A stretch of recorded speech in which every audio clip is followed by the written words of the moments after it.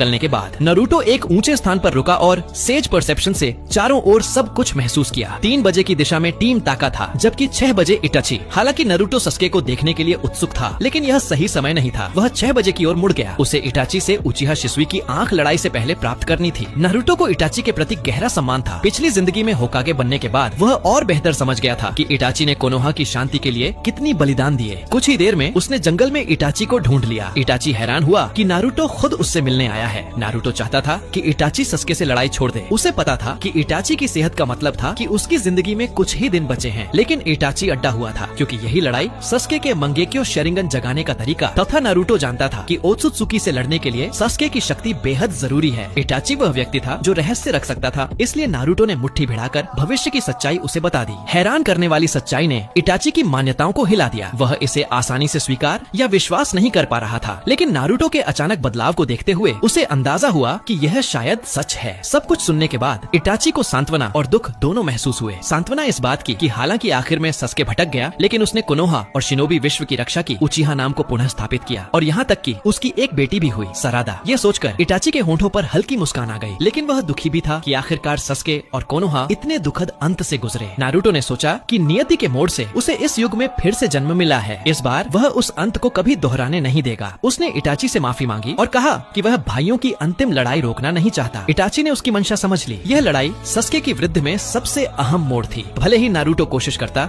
Itachi फिर भी इस लड़ाई पर अड्डा रहता। जैसा पिछली जिंदगी में हुआ था, उसने शिसुई की आंख नारुतो को सौंपी और भविष्य में सस्के को भी उसकी जिम्मेदारी दी। फिर वह अकेला उचिहा हाइडआउट लौट गया ताकि लड़ाई